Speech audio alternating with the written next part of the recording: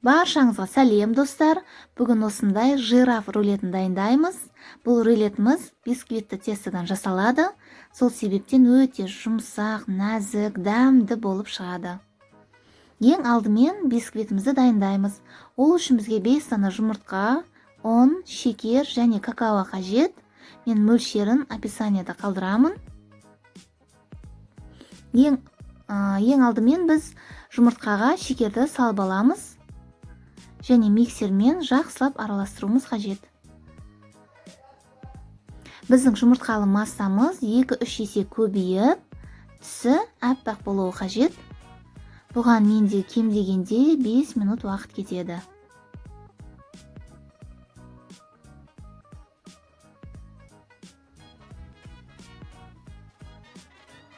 Міне осындай болып шығуы қажет. Енді біз үстіне ұн қосамыз. Мына жерде қараңыздар, мен белгіленген ұнның мөлшерінен бір ас қасық ұнды бөлек алып қоямын.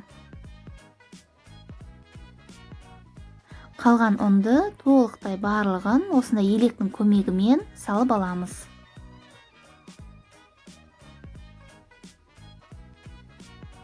Мына ар жағын қарасаңыздар, менде какао және ұн қалды. Оны соңынан қосатын боламыз.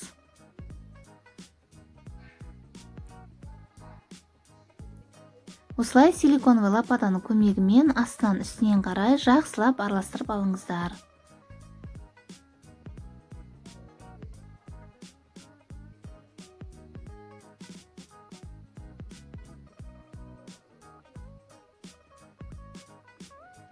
Міне араластырып алдық. Енді осы тестамызды 2 бөлікке бөлеміз.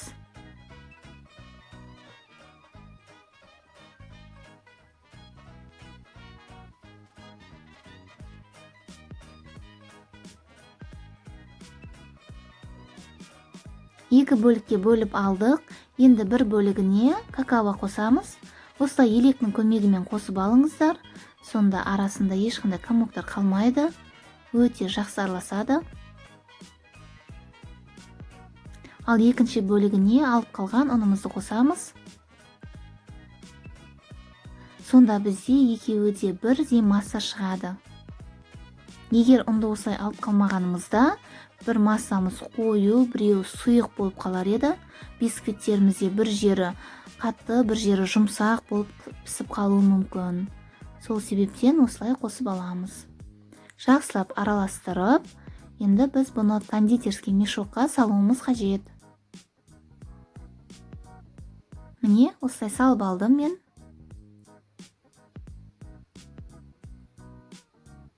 Пергамент төселген табаға сол жирафтың дақтарына ұқсас етіп өздеріңіз сызып шығыңыздар. Алдын ала сызып дайындап алсаңыздар да болады. Соның үстінен басып шықсаңыздар да болады. Ары қарай видеода көрсетілгендей жасап шығуға тырысыңыздар.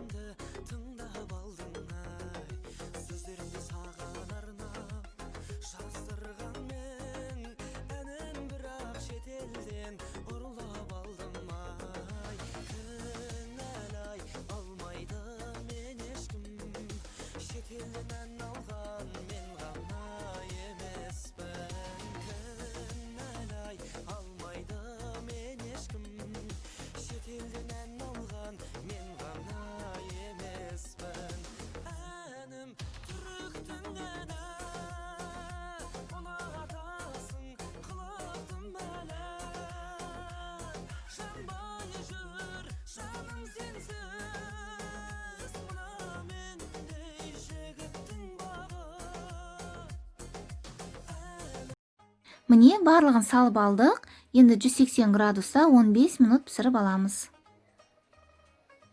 Міне біздің бисквитіміз пісіп шықты, дайын. Енді бұны ыстықтай рулет секілді орап, суығанға дейін қалдырамыз. Біздің коржымыз суығанға дейін крем дайындаймыз.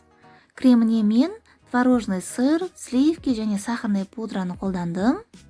Менде творожный крем шығады. Сливки мен сахарный пудраны кішкене миксерлейміз. Қоюлана бастағанда үстіне творожный сырды салып, қою масса болғанша осылай миксерлейміз. Міне осындай қою крем шығады. Креміміз дайын.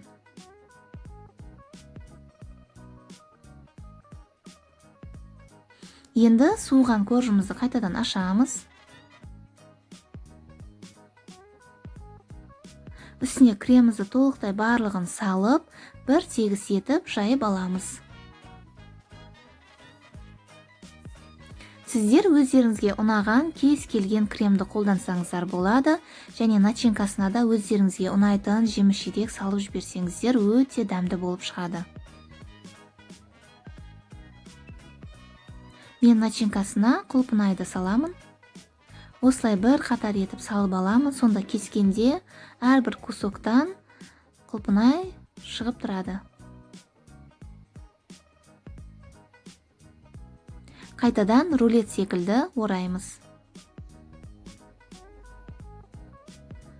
Өте оңай дайындалу жолы. Міндетті түрде жасап көріңіздер. Міне біздің рулетіміз дайын. Өте дәмді, нәзік болып шығады, және құлпынайдың да дәмі ерекше дәм береді. Сіздерде де осындай дәмді болып шығады деген ойдамын. Сіздерге видео ұнаған болса, лайк қойып, тіркеліп кетуді ұмытпаңыздар. Сіздермен бірге болған Гүлзира. Барлықтарыңызға рахмет.